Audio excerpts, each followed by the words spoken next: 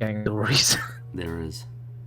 It's almost as if it gets a bit repetitive sometimes, like Ripple Flesh and Nightmare in Silver. Mm-hmm.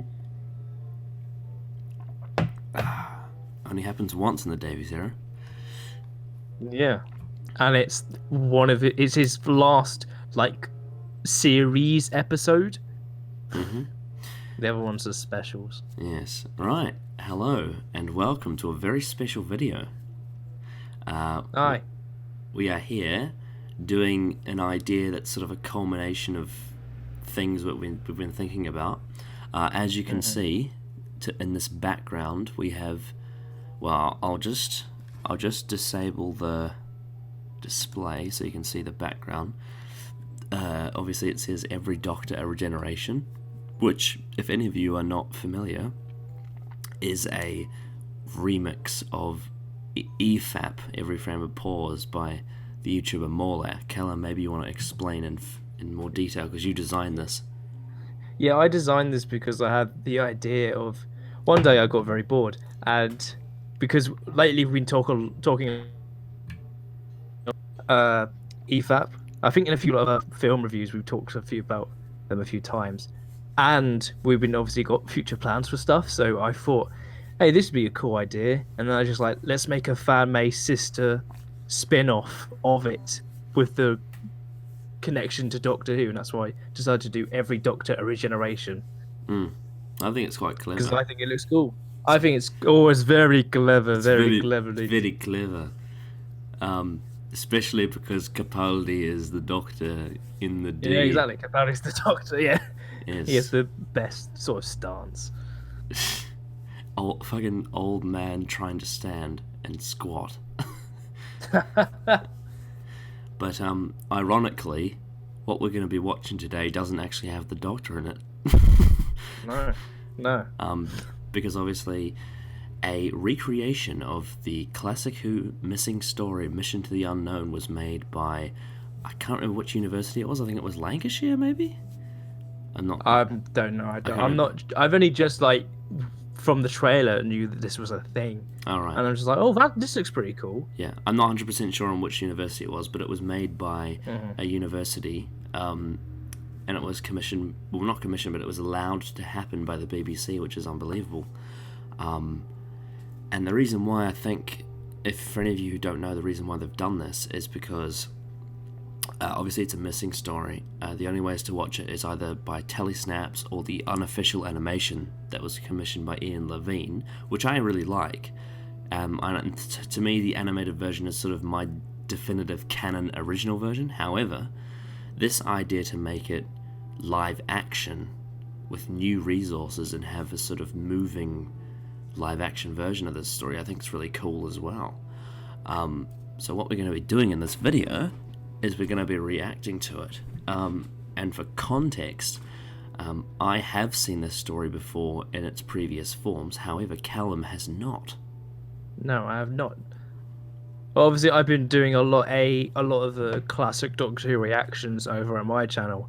The latest one I've seen is Planet of Fire, which I thought was a decent story, but had a lot of wasted potential.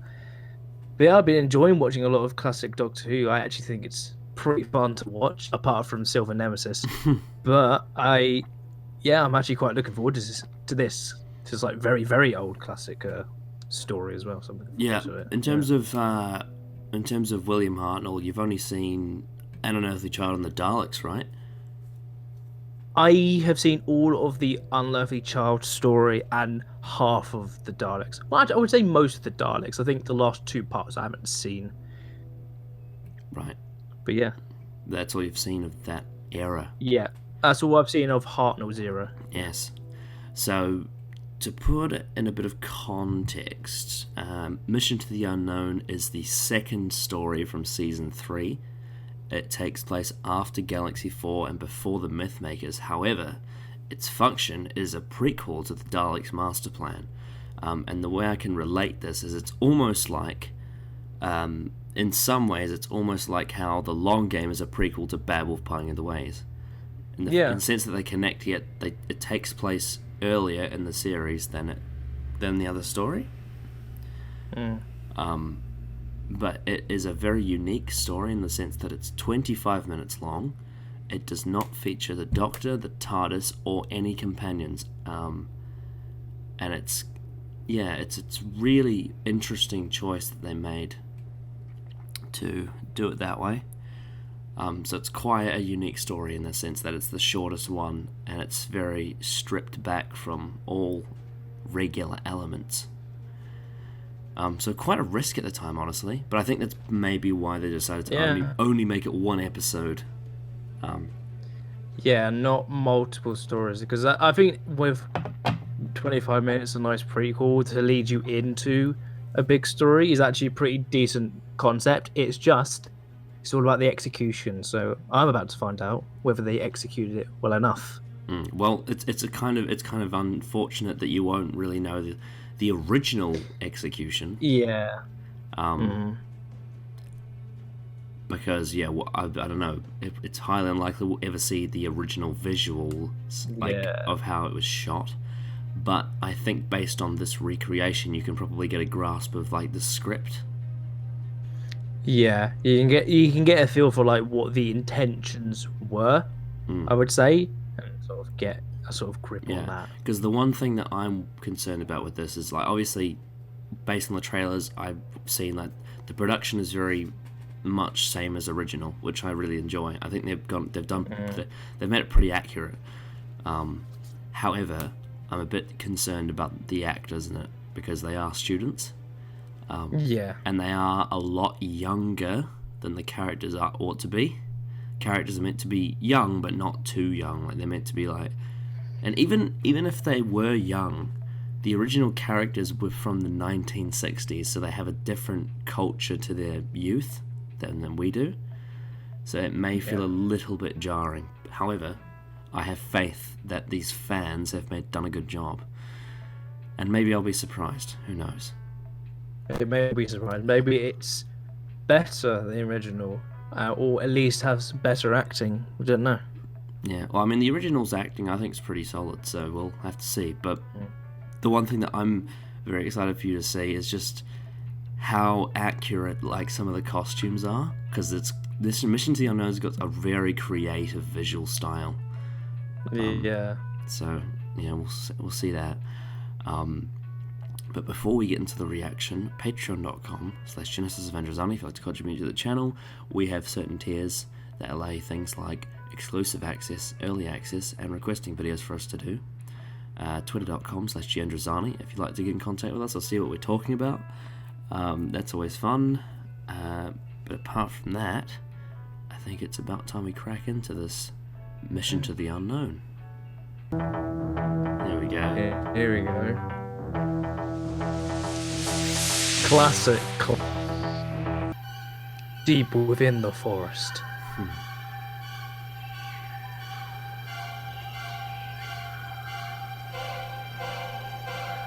Oh, they've caught someone already.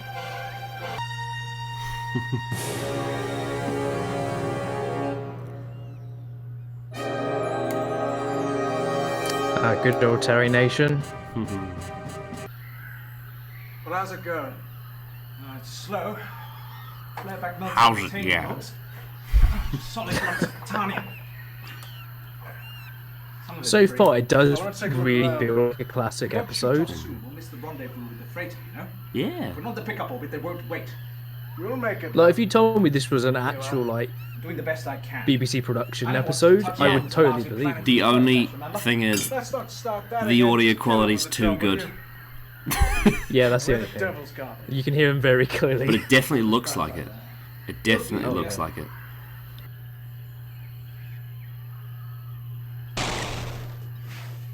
Jeff! Killed him! You killed Jeff! It was him You or killed Perry. You didn't give him a chance. You shot him down like an animal. You just shot him down.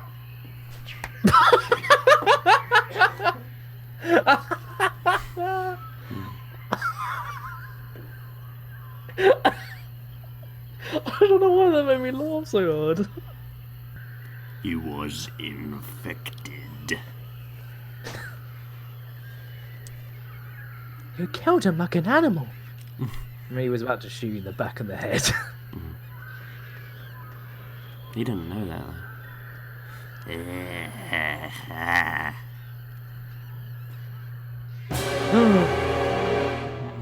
But I didn't. This set There are some really facts does entitled to look know. like a classic set.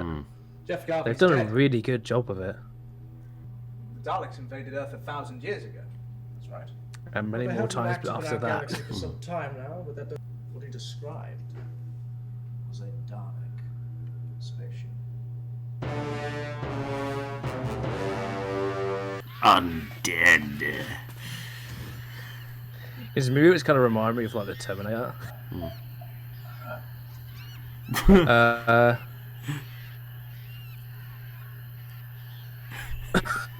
Freighter XM2, Freighter XM2. Come What in. just happened?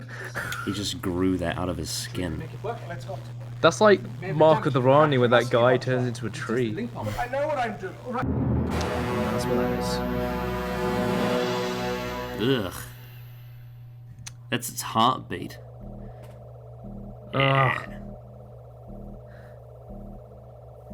Speak. Love the like spaceship sounds. It will be done.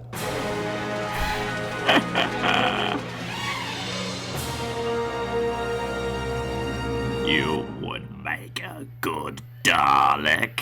Directions. We obey. I obey. Yeah. Fucking hell. When you watch the Daleks Master Plan, there's 12 episodes and they do not stop saying, I obey. Dalek hang outside, I obey. All we have to do is stay alive. Easy. And the beginning of the Great Alliance. You propose an alliance. You are better at dying. That should just about do it. This is Look out pest for the air control. It Marcus? looks like a Dalek. Yeah, if you fucking touch those needles, you're dead. You're wrecked. Trying to kill someone, then you turn to a flower. Corey, get down and go back a second. They said it was half, like half, What was that? half plant, half animal.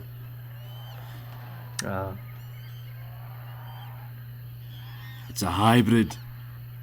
The Varga is the hybrid. See, The ship is empty. It's falling apart. you're tearing me apart, Lisa. Come on. Oh, well Oh. done. You just killed him. You literally just pushed him into it. Oh no. Come on, man. They'll be looking for us now. At least you don't look at him, because no one ever does in these kind of stories. Yeah, because then, well, because then he would have to shoot him if he knew. Alien ship to control. Yeah. Obey. Oh, We will now seek a. We are enough. The meeting can The Dalek Mafia. No, it can't. What is wrong? There is a hostile presence. They will be destroyed. Are you sure? They cannot get away. Suppose they send a message throughout this universe. He's very much hamming it up. What do you mean? It's like Count Dooku's group in Attack of the Clones. Like he's got all those weird, he's got all those weird people. Yeah. Agree. Agree.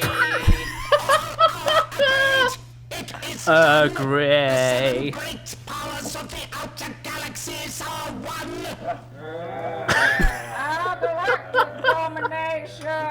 It's Venom. Mightiest of the... Will all fall before our might.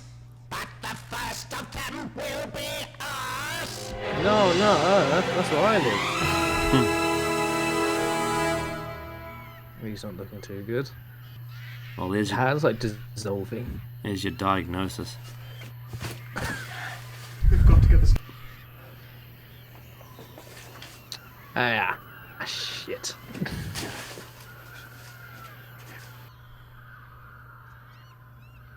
Cause our armies will reduce the galaxies to ashes. their people to Got dust. Venom, you got Submarine Man, We will conquer you got Melt Face. first.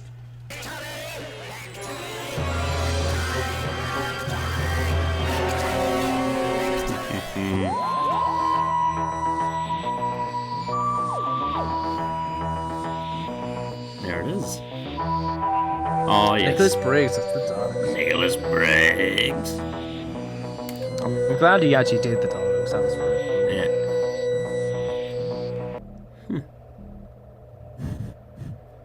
Alien Delegates.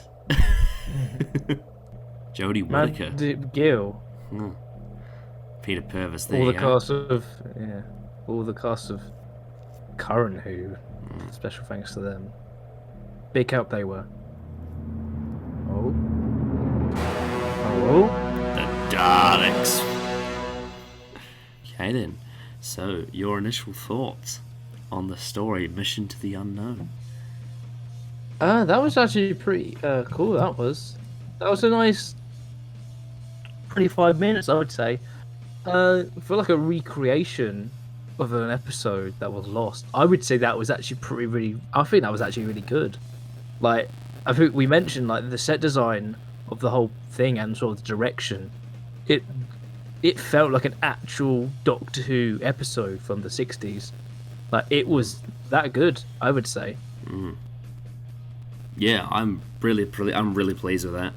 I'm really impressed. Like, I'm always going to consider the animation to be like the official canon because it's obviously we've got the original sound and actors and everything. But as recreations go, I think this is about as good as it gets. Yeah, They did a like you bloody mentioned, good like job. it's just the sound was very clear, so that's the only thing. Other than that, But the I would thing say is- it was pretty spot The thing on. is, though, I actually feel like it feels like its own thing in a weird way. It's almost Yeah. like a modern remake. You know how sometimes they do modern remakes of old stuff. It feels like that. It's like a modern remake of classic Doctor Who, and it's but they actually went out of their way to make it feel like the old show. Yeah, they have a good mix of like, it feels like new but like classic at the same time. And I think the production side of it was very, very good. I was very impressed by how well it was produced. You can tell it was made by fans. Like you can tell. Oh yeah, absolutely. You can tell that a lot of love was actually put into this, a lot of care. Like they wanted to actually make it like an actual classic Doctor Who episode and make it actually feel like it, not make it feel brand new and all flashy and all that. It actually was very much a classic Doctor Who episode. So, should we get into the characters then? Yes, sure. Yeah, so obviously we start with Mark Corey, who is sort of the main character of this. Originally was played by Edward D'Souza, who was the guy who spoke to us before we saw it, the old guy. Yeah. I like the casting choice they did for this. I can't remember his name, but he actually has somewhat of a resemblance to Mark Corey, the original, which I actually appreciate. Pretty good. I thought it was pretty decent. Yeah. He definitely had the most like presence out of all the human actors. Yeah, definitely, I would say so. I think he definitely felt like the one in control. The character itself, he felt very calm. He felt very in command, while the other guy was like kind of, not to say wimpy in a sense, but very panicky. Yeah. I would say. Well, I mean, there was that scene after he killed the third one, when he pulled out he's like, I've got a license to kill. Yeah. And what I like about this is it's almost like Mark Corey has, at some point, he's obviously from like a splinter group, has come aboard this ship with these two guys on it. And the guys were taken aback at like the fact that he killed one of their crewmates, and then Mark Corey basically explained to him, I actually have the right to do this. I'm almost police, like space police at this point, or like space general, which is a nice twist, I think, for the characters. Even though we haven't been on the adventure with them, the fact that they've been together for a bit now. And like the two the other two characters have been together for 10 years, they said, through space. So the fact that he'd been traveling for this guy with this guy for 10 years, and Mark Corey just kills him. It was a bit shocking for him. Yeah. Though, like, the punch, I burst out laughing. I think it was mainly to do with the sound effect. The sound effect was not great. It didn't really fit within, like, the sound design of the actual episode. That's why I burst out laughing. And plus, it was kind of out of nowhere as well. But yeah, I think the main character, I think Marco did was, like, I actually quite liked him. Even though for as little time as he got with him as a character, I felt like his calmness and in command, and him directing orders, trying to find a way to get this message out into space, because he knows about the Daleks within this planet, along with like the plant creatures. I can't remember what they were called. The Varga. The Vargas. Yeah, they were like, his like awareness was actually like made him quite interesting as a character. And eventually, obviously, I'm assuming what they had there at the end, that he either did or didn't send the message. It's not fully. So basically what happens is, I know I'm kind of spoiling a little bit, but basically what happens is, the plan that they had was that he would record the message and then send it into space with that rocket, and it would be broadcast around the galaxy, so that all humans will be aware of what's going on. Unfortunately, he's killed by the Daleks. And the message doesn't get broadcast out. Yeah, I assume that he didn't get the message out in time. No, he didn't. But however, he did record it onto that.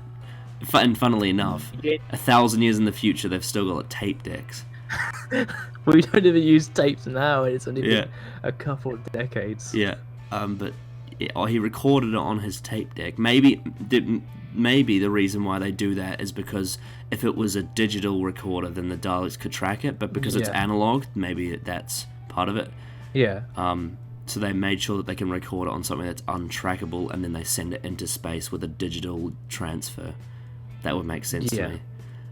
But skin of their teeth, with that kind of canon of like time. But anyway, basically what happens is pretty sure the Doctor finds the tape in the Daleks' master plan, and when he hears that the Daleks are involved, it's like a massive like yeah. The Doctor's like, Daleks. I would assume so. Yeah. Yeah. But yeah, Mark Corey, I think, really cool sort of main character. I think because obviously this is a Doctor. For one-off story, I would say. Yeah. So for one-off story, I would say he's a really good character. Yeah, and considering the fact that there was no Doctor or companions, it was nice to have him as a lead to follow. I think the person playing him in this recreation actually did a really good job. I think he was probably the best actor within the story. Yeah, I would say he definitely felt very calm and felt very convincing, I would say. Yeah, he's the only one that actually felt like he was older than a student. Yeah, like even though it was very clear that he's like our age, he's definitely the character feels like he's like 30 or 35. Yeah, definitely. I agree with that. Yeah, it definitely felt like you felt really mature as a character. Yeah, whereas the others didn't. The others definitely felt young. Yeah, I would say so. Because I think, from what I understand, the other characters were called Jeff Garvey and Gordon Lowery. I believe Jeff Garvey was the secondary one, the one that wasn't shot first, the one that was like infected. Yeah. The one infected. Yeah. And I think it's funny. He almost plays the companion role. Yeah, he kind of does. Like he kind of, because he's a lot more panicky. He's a lot more sort of unaware of the situation. He's constantly like, well, maybe this isn't actually happening. Maybe this just naturally grow here. He's like, he's not fully aware of the situation. Oh yeah, well he's still a very capable person, but he's a lot more panicky. Yeah, well he's in denial because he just sort of wishfully thinking that this isn't real. And what I really like about that is it establishes that in beyond our own planet, like throughout the entire universe, the Daleks are feared. Yeah. I do like that, yeah, because he is like, oh, well, no, they're ages away, they're nowhere near here, but he still has that bit of fear within him, that they know who the Daleks are and they are scared of them, so I think that's a pretty nice detail, I would say. And Yeah. I like how like he was like pushed into the Vargas and was just like, no, I'm gonna die now, thanks. And I'm just like, now he's... I think just before he eventually tries to kill the main character, he was like, kill, like, sounding like which was like crying in a sense, like fearing for his life, I would say. The only thing I would say is because I've obviously seen the original animation, well, the animation that's done for this, and comparatively, I would have preferred if they had shown a lot more of his fear. Like I would have preferred because in the animated version, when he gets attacked, when he gets hit by that Varga, like he is panicking, like he is like shit. Yeah. Cause with that one, it felt more like he just... There was an element of fear, but it didn't feel like there was enough. Like it felt very like subpar in a sense. Like you could tell that he wore, like the actor was like trying to get that fear across, but it wasn't fully convincing, I would say. It needed to be a bit more dramatic, I think. Yeah, because it almost like at first I didn't realize it happened because like it didn't feel like if I had a sort of like bit more like zoomed into the hand, for example, or something, so it feels a more emphasis. That probably could have been a better way to execute it. Yeah. Because that's something that in the original it was very dramatic when he got poisoned by the Varga. Yeah.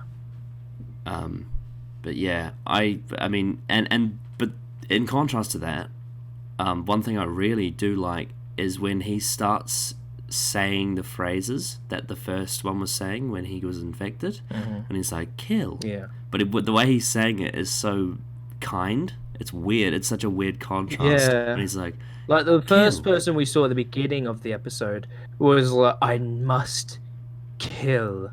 Almost like robotic in a sense. And I mentioned like he kind of moved a bit like the Terminator at times. So it's like very like cold-blooded and very like, I guess like lifeless in a sense because he's taken over by like the infection, which I think was pretty decent. I would say he has felt a lot emotional when he eventually turns, Yeah, well, but when this character is what's his name, Gordon Lowry, when he gets infected, when it's almost halfway through his transition into Varga, he's saying these things slightly robotically, but he's still got a bit of his human spirit in him, and it's such a it sounds really disgusting because it's like, kill, I must kill.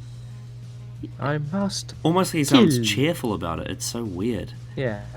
I'm going to kill you.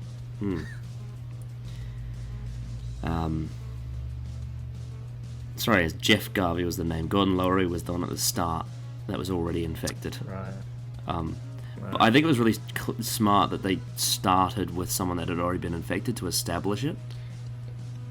Yeah, I do like that. It started off with like, this is the danger of this episode, the immediate danger. You start off with that, and then you get a sense of like what the sort of atmosphere is. I think that like opening like shot and sort of like first scene was actually done well. It did really good job at setting the tone, and it showed off instantly that this did feel like an actual classic Doctor Who episode. They did a really good job of getting that across, I would say. But it's funny because just when they go for the accuracy, sometimes it can be a little bit. Well, I mean, I know if we laughed a couple of times. One of the examples was when he transforms into the Varga. You're a bit like, wait, what? Yeah, because I literally said like, what just happened? Because I had no idea. It was like, why did he just turn into a flower puff or whatever? Yeah, but in actual fact, it was a mutation. Yeah, they did eventually explain it. And like, oh, right. But when you first see it, you have no idea what's going on. It just looks really odd. Yeah, but I think the thing that really convinces me is when you see its heartbeat, like its massive pulsating. Yeah, I didn't in the notice center. that at first. Yeah. As soon as you mentioned it, then I looked and I was like, oh, that's actually pretty cool. Because I didn't notice it at first. Yeah. I like the fact that when they get infected, like it starts as like this like weird green thing. Well, obviously you can't see the color, but it's this weird like green plant around their arm. Yeah. And then they turn into this just bulbous infected blob with spikes on it. Yeah, I liked the just sort of like the makeup they had for the arms. It did feel like the hand was like dissolving off. I think that looked actually really, really cool. Like if you notice on the guy who got infected during the episode, his hand was like, it looked like it was melting off. I thought that was really And I really cool. like the like when his hand's twitching and then it flips over and the music goes and the dramatic drop. Yeah, I was like, that's very dramatic. Yes. But of course, the sort of main villains we had of this episode were the Daleks, who...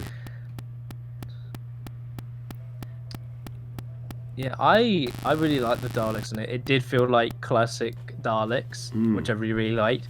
Classic dialogue. They had the I obey. They said multiple times. Yeah. And I really love how they got Nicholas Briggs to do the voice for the Daleks. And when the way he did it wasn't the way he does it in New Who, like he tried to make it sound like the 60s Dalek voices, like the David Graham, Peter Hawkins versions.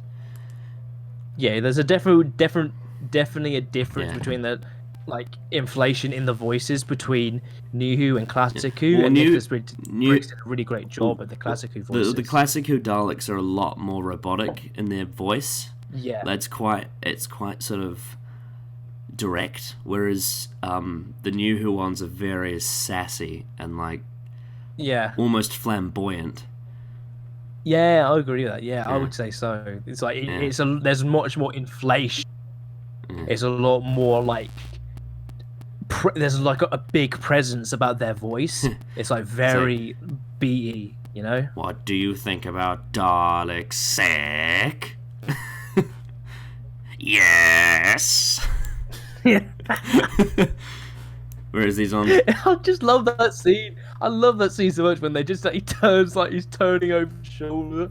It's just like that's such a human motion, but it's so funny to see a Dalek do it. Yeah, but I thought they looked slick. Like they looked really good with. Oh yeah, I think the design of the Daleks in this, the recreation of them was really, really good. It felt like classic Doctor Who Daleks. Yeah. And they did a great job of pulling that off, And the fact- not making it feel like it was just like homemade. Yeah, and this was one thing that they absolutely had to get right because as soon as they came on screen, I was like, you probably in the reaction could see I was smiling. Yeah. And I was basically, I believed it. Like when you can make it that I believe, like this is the actual Dalek fleet that from this story, then you know you've done something right.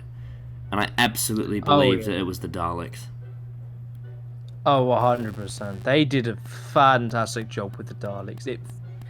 I was like almost kind of shocked at how good the Daleks were. Yeah. The voice and the sort of movement and the dialogue and the design of them, it was pretty spot on, I would say. Yeah, and I love the fact that because they've got this massive plan that they've got together like a what do they call it? What was the word they used for the group of people they have? Diligence Alliance. or whatever. Was it an alliance? I think. Alliance. The fact that they have an alliance, and there's like from each planet, there's like a dictator that's been corrupt. That's been corrupt, and they gathered together like a whole bunch of dictators from all these different planets, and they're all like coming together to make this plan happen. This horrible Daleks master plan. Yeah. And it's just such a great setup for the story to have this part of it introduced during this episode. Yeah. In terms of like the context of the story, it's a good like opening thing for the actual story, what the actual like overarching like story and plot is, with these people coming together to have this master plan for the Daleks and their like alliance. Though I will say, the actors who played the alliance were fucking hilarious. Yeah, Like I just watched like Planet of Fire, where the Master is like very camp and it doesn't really correlate well with the story. This is like this episode of it with the actors. They were camp as hell. They were on another level. Especially the guy that had the sock over his head. Yeah. Yeah, I find it so like quaint and 60s, the fact that they would have this like gritty northerner play the sort of center of the alliance. So we're going to annihilate them.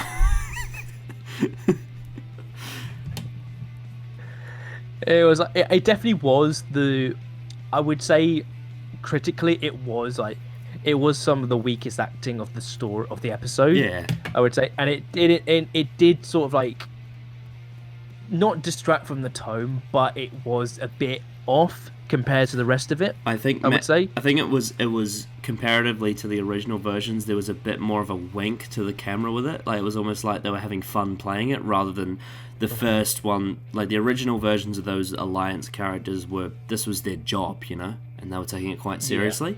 The performances were still kind of cheesy in the same way, except the difference being the actors' intention was more to they were doing their job the way that they thought it was meant to be done, whereas these guys, you can definitely tell they're just enjoying themselves playing these characters. Oh yeah. Especially especially the ones that have like one line, you can just tell they're like almost laughing under the suits. Yeah. It's almost like they're having like a Halloween party or something.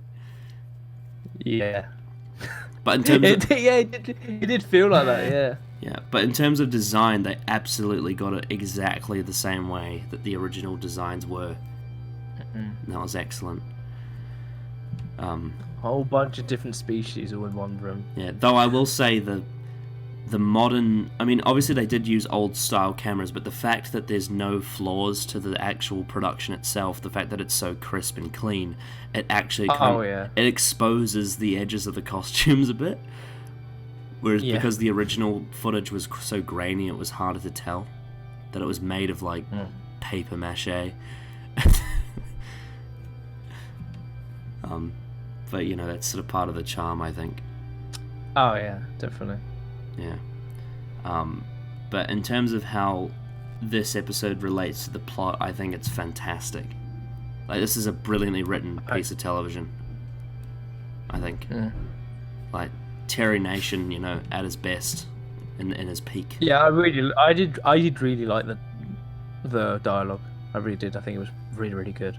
Yeah, and if you were watching it when it came out at the time, after, you know, the fact that up to this point we'd now had 3 Dalek stories, and this was like the peak of Dalek Mania. Like, this was when Dalek Mania was in full force. To then have them say that the Daleks were returning would be a massive deal, because it was like it was the one thing that everyone wanted to see. And it's like, yeah, and I also one small detail that's not really obvious to the story, but one thing that I have when I'm viewing this story is that when it says at the end, next episode, Temple of Secrets, which is obviously the first episode of the Mythmakers, it just reminds me that the Doctor and his TARDIS team are so far away and have absolutely no idea what's going on here. And the fact that the Daleks are such a massive step ahead of them as well. And whilst, you know, with the other Dalek stories that came before, it was more of a mystery of what was going on, and you went into the story not really sure, then you find out. Whereas with this one, because you get Mission to the Unknown a few episodes before Dalek's Master Plan, it's almost like Alfred Hitchcock's theory of tension, where you know what's coming. Yeah. You know what's coming, and you have to watch the Doctor find out.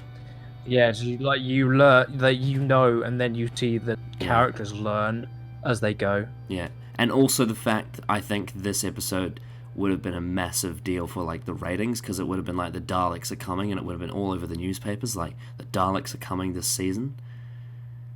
Yeah, but I think the script is fucking amazing. Yeah, I really liked it. the original director was Derek Martinus. However, we can't really judge that because we don't have the footage for that. But I think it was, what was it, Ireland? What was the first name? I can't remember what the first name was, but Something Ireland. yeah, I think Something Ireland. yeah, we mentioned it before. But I thought they did a fantastic job. Like, the direction was excellent. Oh yeah, I thought the direction was I thought it was really good. Well, it did, like what we said, it was like, it definitely felt like how an actual episode of classic Doctor Who would be shot, and the way it moved, the way it was set up with the set and the sort of different shots. I thought it was very well directed. Yeah, because the yeah, like you said, the movement, but also like the cameras they used were the same as the ones that were available back then. The sets were made with the same materials. I think part of it being, you had Peter Purvis, who obviously plays Stephen Taylor, who was a companion at this time. Obviously, you had him come on set to guide the project in the way that, because he was there when these episodes were being made. Like, I'm pretty sure he said, even though he wasn't in the episode, I think he said he was on set for when this was filmed. And what was I going to say? But yeah, he was on set for when this was filmed, so he remembers what it was like being on set here. So he was sort of there to guide them to make it as accurate as they can. Yeah, I think they did a ace And just job with all it. the work that's gone into this, like, it's paid off.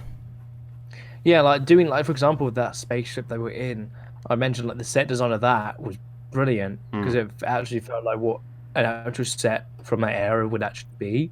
Oh yeah, So like, they did a fantastic job. the there. sets look exactly the same as the original. Like, the visual design on this is almost impeccable. I just wish personally, the only thing that I would wish is that the video and sound quality was a bit shitter, because then it would be even more accurate. Yeah, it's like it feels fully 100% like a classic Doctor Who episode. Yeah. But like I said, if you had showed this to me and I had no idea that this was a recreation, I would have totally believed that this was an actual episode of classic Doctor Who from the 60s. That's how good this was. That's how good the production was for this. Yeah. So credit to everyone who worked on the production of this, because they did an ace job at fully recreating the feel of that era of television. Yeah, and they even recreated the score as well, pretty accurately. The only thing is that because the production is so slick, it makes the score feel like it's mixed like a modern episode, which, whilst that sounds great when you're watching it, again, it's like, in my mind, Classic Who's score is like really compressed and like shit sounding. So it's almost like, it was like, in my head, I'm like, oh, this is too good.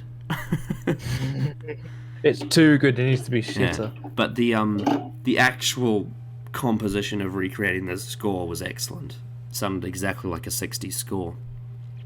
Oh, Had yeah. all the same instruments and everything, and it was just as dramatic.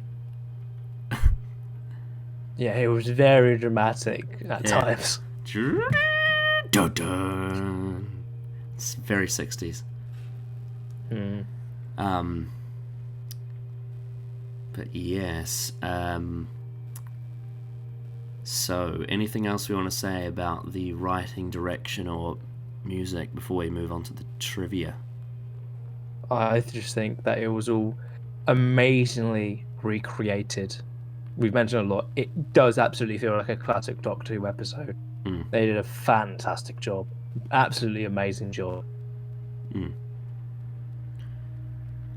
only nitpick I have, the opening titles, the theme is wrong. They use the arrangement it's like they've got the beat right. They don't have the double beat, which is good. They have the single beat, but the chorus bit is the part that's used in Troughton's theme, not Hartnell's. Yeah, I kind of like thought for a second, like that kind of sounded a bit more like Troughton's, because I know there is a difference. Because I remember, when I watched Enemy of the World, and then I listened to, like, I think soon after like the original one for William Hartnell, and there's definitely like a difference between the two.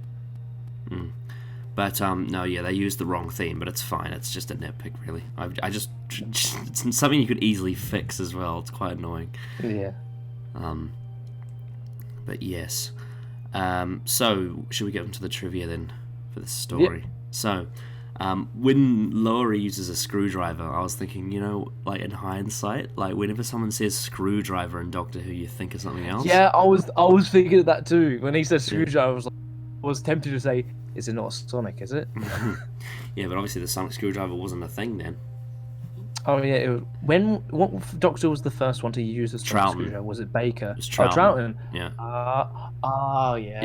It was a couple of seasons after this. It was towards the end of season 5. Fury from the Deep is when he uses it first. He's like, Victoria is my sonic screwdriver. And I know he uses it in the Dominators and the War Games as well.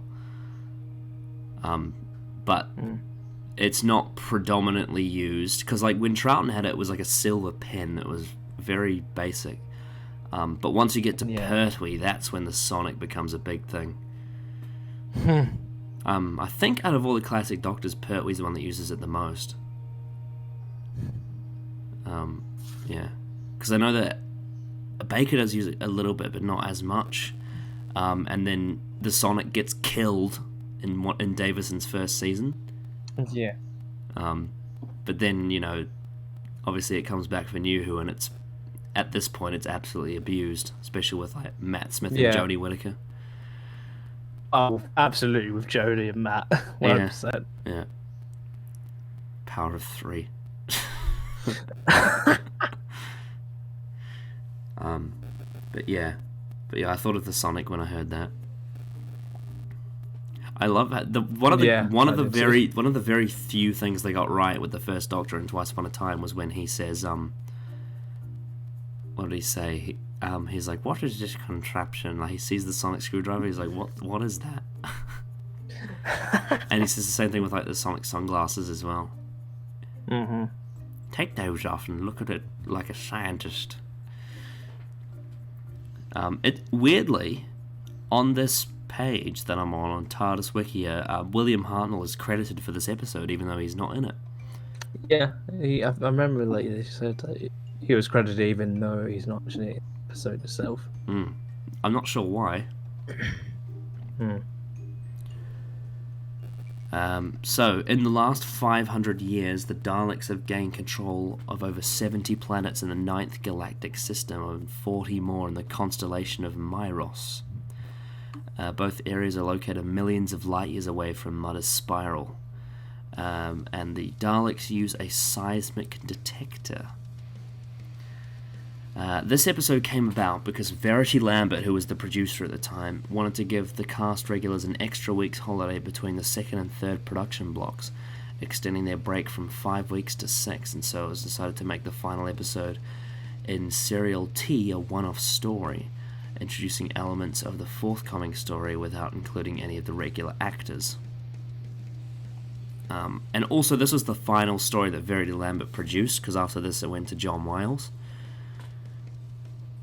Right. So she was obviously the first producer of the show, and this was her sort of bowing out. And so her last efforts in Doctor Who was giving the cast an extra week's holiday, which I think is quite a kind gesture.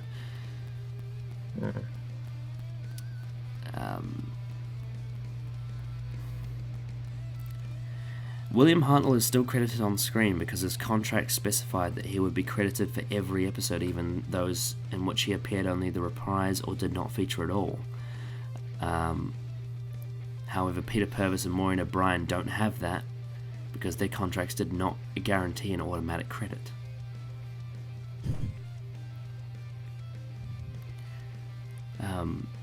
But yeah, this is the first, I guess you could say, Dr. Light story, because there were Dr. Light singular episodes within stories before this. This was the first full story of sorts that was Dr. Light. So it's because of this that we have, episodes like Love and Monsters and Blink and Turn Left. Yeah.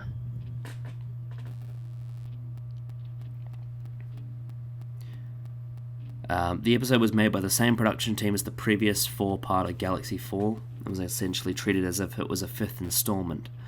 Both stories shared pre-filming and possibly the same production code. Terry Nation wrote this episode partially as an attempt to develop and sell the idea of a Dalek television series divorced from the Doctor Who universe. The proposed series would have followed the adventures of the Space Security Service, an elite organization tasked with hunting the Daleks.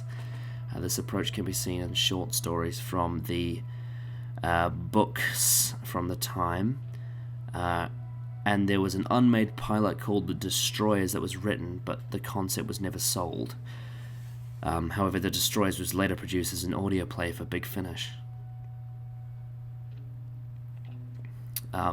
And also, another reason why this episode was produced is because this series, or this season, had an extra episode on the end of it as production. And the reason why is because the opener of Season 2, the year before, Planet of Giants, was cut from 4 episodes to 3. So they had an extra week to fill in, so they used this to make this episode. That's cool.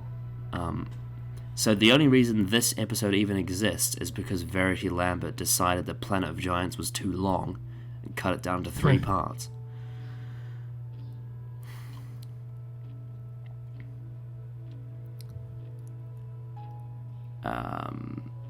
A direct link to this story is made in the first episode of the 12-part epic The Daleks Master Plan, The Nightmare Begins. In fact, the link extends to Galaxy 4 at the end of the final episode, The Exploding Planet. Vicky complains of a sprained ankle, and she contemplates the planet Kemble on the scanner. We move to a short scene where Garvey, as he begins his transformation into a Varga plant. When we next see the TARDIS at the beginning of the Mythmakers, Vicky still has the problem with her ankle. Finally, after taking off at the conclusion of the Mythmakers, the Doctor discovers Mark Corey's reel of tape containing his SOS message on Kemble during the first episode of Dalek's Master Plan. Mission to the Unknown thus presents an unusual example of a story-to-story narrative flow that was commonplace in the Hartnell era. So I like that. I really like that. I like how this story takes place at the same time as the transition between the 3 other stories. That's pretty cool. Yeah, it makes the universe feel big. It makes it feel grounded and lived in. Both Mission to the Unknown and the Daleks Master Plan were the only 1960s Doctor Who stories that were offered to overseas sale but never purchased. The Daleks Master Plan was intended for sale as an 11-parter, excluding its Christmas episode, The Feast of Stephen. So this unfortunately is why we're probably never going to get it back. It's because it wasn't sold overseas.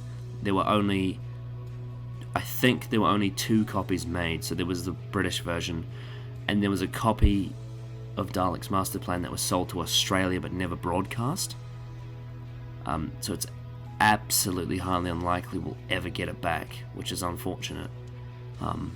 It's just one of those things, and I think it's almost impossible that we'll even get the Feast of Stephen again, because there was only 1 copy of it.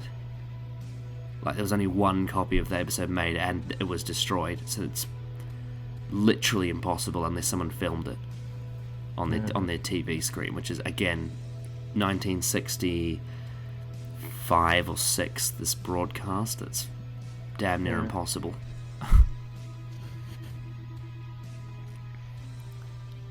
Though there is a very small chance that some of the individual episodes from Dalek's Master Plan may be in collectors, because I think episode 4 was given to Blue Peter for something, and it's unaware of where it went after that. So there's a very small chance that a private collector may have it. But yeah, we don't really know. But there's always animations and there's always these recreations. So yeah, the only thing is I don't think you could do this with an episode that features the Doctor, because I just don't see how that would work. It's just not the same. Like, I wouldn't consider it canon if it didn't have William Hartnell in it. Yeah.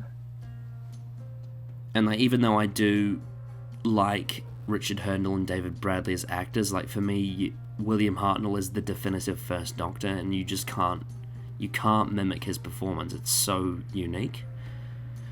Yeah.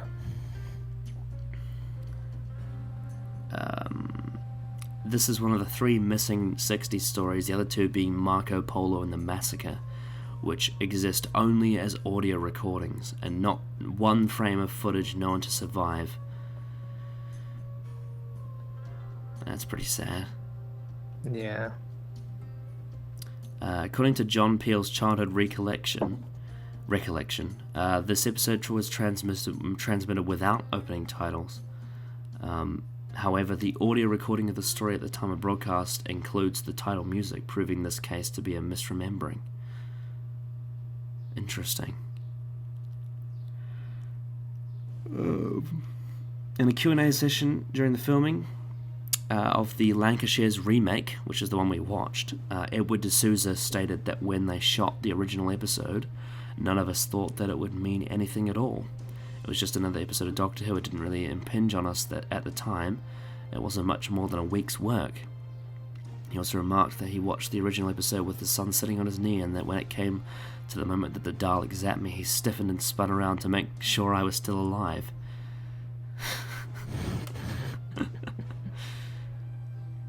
I just love hearing the stories about how people would, back in the day, like, television was so real to them. Like, there's the story of, like, the old film from way back in the early 1900s, where there's a train that comes before there's a train that's, like, running into the screen, and everyone in their movie theater seats jumped out of the seat, like, out of the way of the train.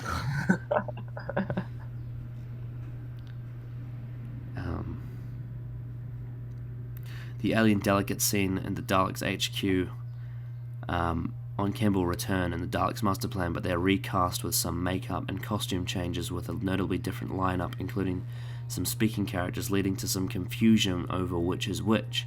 The disparity only came to light when Day of Armageddon was returned to the archive. So yeah, weirdly, the characters from the Alliance were actually recast and recostumed for the Daleks master plan. And That's pretty funny. yes, and we didn't know this existed until Day of Armageddon was returned.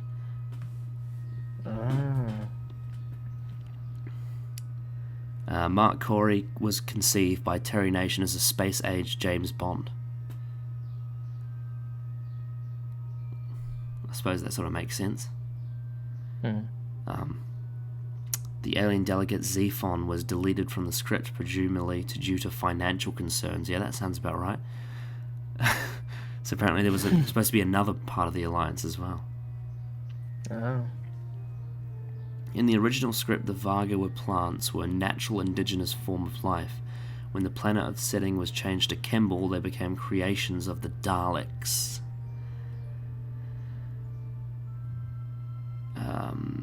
This was the last story until the release of Fury from the Deep, in which this title does not start with the. They do love a lot of the something stories. Yeah, I'm pretty sure Fury from the Deep is the only Troughton story that doesn't have a the at the start. The first Dalek story not to be directed in whole or part in by Richard Martin.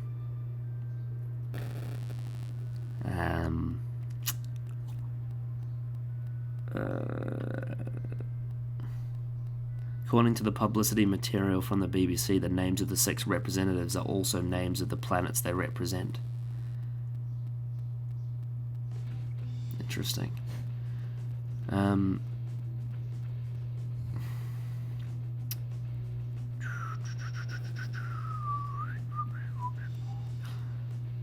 So Lowery recalls that the Daleks had invaded Earth 1,000 years ago, which is a reference to the Dalek invasion of Earth, obviously from the previous season. Yeah, I assume so.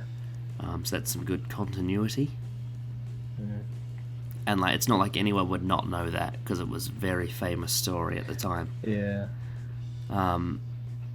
Ratings. So the original broadcast got 8.3 million viewers.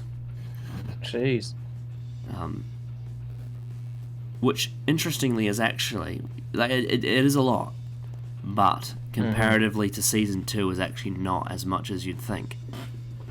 Yeah. Because after Dalek Mania, they were getting like 12 million viewers for like the Rescue and the Romans, that period. The remake has to be added, but I suppose it doesn't really matter because we can just sort of see how many views it has on YouTube and we'll know. Yeah. But yeah.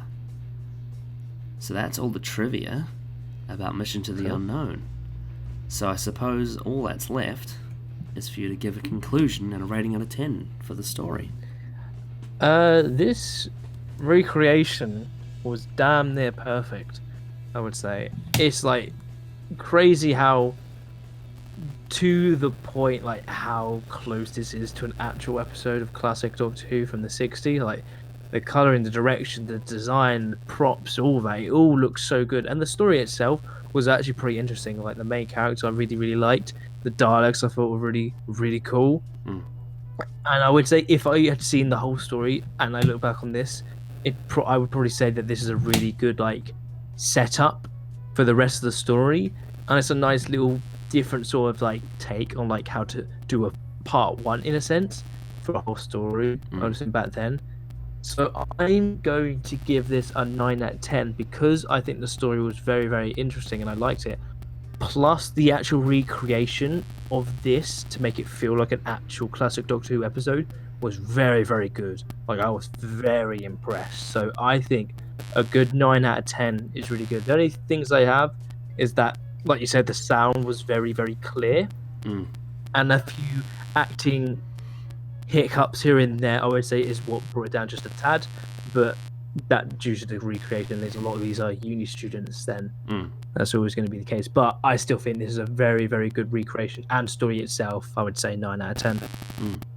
Yeah, so I've always really liked this story. However, when I watched it as an animation, because the visuals are a bit static, it did drag. However, with this version, now we've got it in live action, it was captivating from start to finish, which is exactly what I imagine the original would have been like. And it's a damn shame that these episodes are missing, because I can only imagine that it would be the same, even better, if the Daleks Master Plan original was the way that it was originally broadcast, because boy oh boy is that story something special. But I agree with a lot of what you said. It's a amazing script for a very small episode, a great prequel and setup. And the whilst some of the side cast were a little bit laughable, overall they did a really good job, especially the actor who played Mark Corey. He was excellent, and they really did a good job of recreating this episode to the way it would have been back in the day, and I think they did. This whole production was an absolute success, and I'm really proud of their effort. And I was a bit worried about it going wrong, but they absolutely did it right. I think it's the fact that they are such big fans of the show is part of what made it so good. Before watching this, just basing it off the animation, I would have given this an 8, but after watching this, like you, I'm going to give it a 9, because now seeing it in live action, it's actually a much more captivating watch. But obviously there are small changes you could make, like for example we mentioned when I think it's Lowry gets attacked by the Varga plant. He should have shown more fear. Like it's that kind of small detail, but it's still, a nitpick, and I can only imagine that the original version would have been even better, because it would have been, the original production. And I think it's a real showcase. The fact that my point score for this episode has gone up really shows that the value of having the visuals. And what a shame it is that 97 episodes of this show are missing, because I can only imagine that so many stories would have a reappraisal if the visuals existed. Yeah. I mean, I just think this whole recreation did a fantastic job at making it feel so much like an actual classic story and recreating an episode that was missing. I think it did a fantastic job. Yeah.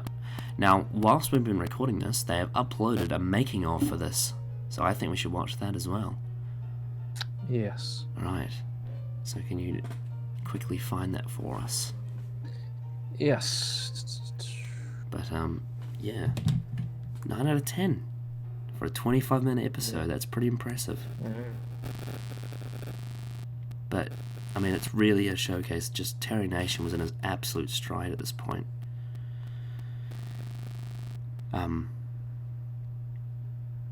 And I just can't wait for the day that they eventually do an animation for the Daleks master plan. I can't wait. That story needs to be seen. It's classic. Do you Oh, There you go. oh, it's made by Josh Schneers. Into the Unknown was a 25-minute standalone episode of Doctor Who from 1965. The episode didn't feature any of premiere on the 9th of October, 1965. So it's the anniversary. At the University He could speak to, and I put him in touch with someone. So it's all down to me, folks, not really, no. But I was really pleased to be able to help in some tiny way. Perceptor readings indicating I'm gonna actually alien push them. spacecraft. We've been planning this, and it's a good way to give great employability skills to our students as That well. must have been Thankfully, cool that the original camera into the script of Dalek Mission to and the actually, like, control Unknown, it. on-set photographs, and an audio recording of the still Yeah, survives, the irony. giving Andrew's team an invaluable The irony that all that exists is an audio recording, just like Mark Corey's message. and also the fact that Mark Corey was trying to send it on a rocket just to say the BBC were trying to sell it overseas, but it wasn't. Yeah. It didn't happen. Transportation of props and sets wasn't the easiest thing to do. Who would have guessed that the Varga's biggest weakness was an elevator? It seemed to prefer the stairs, but it got there in the end. That's amazing. Delegates. Quite nice actually, it's like a little face massage. As 8:30 a.m. hits, Nicholas And then you get Briggs, those in voice of face. the Daleks, arrives almost like alongside the Dalek majority sick. of the cast and crew, who are all Yeah. preparing for a... Solar system, we will conquer first! Later that day, two surprise guests of Andrew's team decided to use a model set and cut to the full-size Dalek prop for close-ups. Oh, that's These cool. close-ups were filmed on Wednesday, and the model sequences were shot a few weeks later. I couldn't even tell. I Production thought began I could again not even at tell. 10 That was a.m. God. That's actually Hopefully we'll be really starting to cool. record in about 10. Issues. One of the problems came from the smoke machine triggering the fire alarm. This is what happens when you try to recreate an episode of Doctor Who. You evacuate an entire building. Nick's ring modulator, a machine used to create the... God, Friday was no the final surprise. studio day, which consisted mainly Something of always jungle does to go sequences. wrong. Yeah, Don't whenever do you that. make Sad, yeah. actually. I was saying before, Exterminate all that came rushing back. It was wonderful. That's cool. Fantastic. Fantastic. Fantastic. But yeah. Oh, That was really cool. I didn't even notice about the miniature scene with the Daleks. Like that was a shock. That's surprising how well they did that, considering those are miniatures. yeah. So typical though that the way that Yeah. the production of this went wrong so many times. The same way that every bloody production of Doctor Who went back in those days. Yeah. That's cool though to see that they did that. I find it and so that- funny how they had to take the Yeah. Varga plant up the stairs. Because there's infinity in there. Oh, Oh, that's great. yeah. I love that. Yeah, the one thing that's annoying though is now we have to wait for like thousands of years for the animation of Dalek's master plan to get like the full story that comes Yeah. from this. I can imagine it's quite tantalizing because you'll probably want to see more of it. Yeah. Because it's a really good introduction, and like, I'd love an animation of the whole story to watch that. Yeah, But yeah, I don't know what else to say after that. Yeah. It's Just that was a great recreation, and it was really cool to see how they actually did it and how much effort was put into it. So well done to everyone who worked on it, because you did a bloody great job. Yes.